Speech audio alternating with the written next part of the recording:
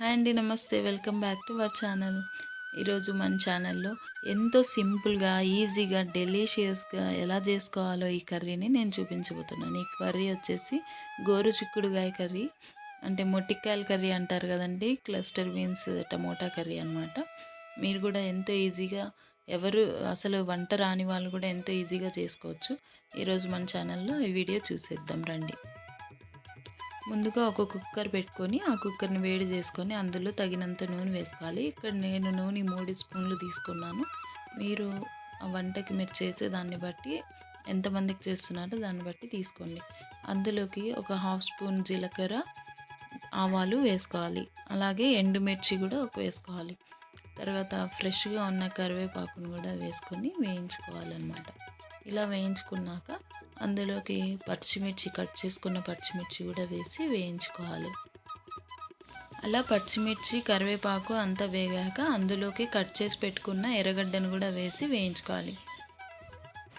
చూస్తున్నారు కదండి, ఇలా ఎర్రగడ్డనంతా వేయించుకోవాలి. ఈ ఎర్రగడ్డ అనేది కలర్ చేంజ్ అయ్యే వరకు, అంటే గోల్డెన్ బ్రౌన్ కలర్ వచ్చేంత వరకు వేయించుకొని అందులోకి కట్ చేసి పెట్టుకున్న టమోటా ముక్కల్ని కూడా వేసి వేయించుకోవాలి.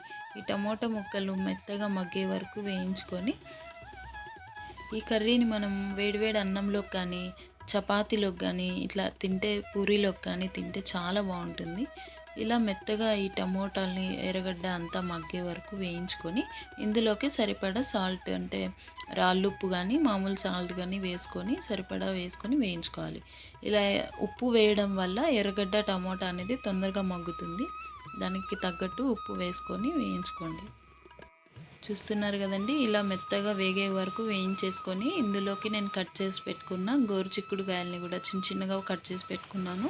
అందులోకి వేసేసి ఫ్రెష్గా కడిగి పెట్టుకున్న ఈ గోరుచిక్కుడుకాయలను కూడా వేసేసుకొని కలిపేసుకుంటున్నాను. ఇలా కలుపుకోవడం వల్ల ఆ మసాలా అంతా కాయలకు పట్టి టేస్ట్ చాలా బాగుంటుంది. మీరు కూడా ఒకసారి ట్రై చేయండి. ఈ కాయల్ని ఎక్కువగా రాయలసీమ సైడ్ వండుతారండి. వీటిని మొటిక్కాయలు అని కూడా అంటారు అక్కడ ఎక్కువ. ఇది చాలా బాగా చేస్తారు. ఇదే కాదండి, వీటితో మళ్ళీ కారం కూడా చేస్తుంటారు. అంటే మొటిక్కాయలు కారం చేస్తారు, మొటిక్కాయలు ఫ్రై చేస్తారు చపాతీలోకి, ఇట్లా చాలా రకాలుగా చేస్తారు.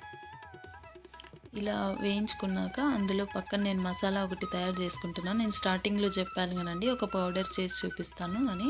ఈ పౌడర్ మనం వేరే కర్రీస్లకు కూడా ఉపయోగించుకోవచ్చు. వంకాయ కర్రీ కానీ, ఆలుగడ్డ కర్రీ కానీ ఏ దాంట్లోకైనా యూజ్ చేసుకోవచ్చు. ఇక్కడ 4-5 స్పూన్ల కొబ్బరి పొడి తీసుకున్నాను. ఆ కొబ్బరి పొడిలోకి తెల్లగడ్డలు 4-5 రెబ్బలు తీసుకున్నాను. తర్వాత పప్పులు, శనగిత్తనాలు పచ్చివేనండి, నేనేం వేయించి పెట్టుకోలేదు, ఇలా పచ్చివే వేసి ఆడించుకుంటున్నాను. ఇందులోకి ఆడించుకునే ముందు 2 స్పూన్లు ధనియాల పొడి, 2 స్పూన్లు కారం పొడి, అర్ధ స్పూను గరం మసాలా వేసి అందులోకి ఒక 6 మిరియాలు, 2 లవంగాలు, ఒక అర్ధ చెక్క వేసి ఆడించుకోవాలి. ఈ పౌడర్ మిక్సీ పట్టుకున్నాక దీన్ని మనం స్టోర్ కూడా చేసుకోవచ్చండి. నాకైతే 2 వీక్స్ దాకా నేను పెట్టుకుంటాను. ఇది వంకాయ కర్రీలోకి కానీ నేను ఎక్కువ యూజ్ చేస్తుంటాను. ఆల్మోస్ట్ ఇంకా మనకి గుత్తి వంకాయ ఫ్లేవరే వస్తుంది ఈ కర్రీ కూడా. మీరు కూడా ఒకసారి ట్రై చేసి స్టోర్ కూడా చేసి పెట్టుకోండి. ఇన్స్టెంట్గా మనం కర్రీ చేసుకుంటున్నప్పుడు ఈ పౌడర్ చాలా బాగా ఉపయోగపడుతుంది. ఈ పౌడర్ని ఈ మసాలా పౌడర్ అంతటిని నేను కుక్కర్లోకి వేసేసుకుంటున్నాను. ఎందుకంటే ఈరోజు నాకు గ్రేవీ ఎక్కువ కావాలి కర్రీకి, అందుకని నేను మొత్తంగా వేసేసుకొని వండేసుకుంటున్నాను. మీరు తగినంత వేసుకొని వండుకోండి.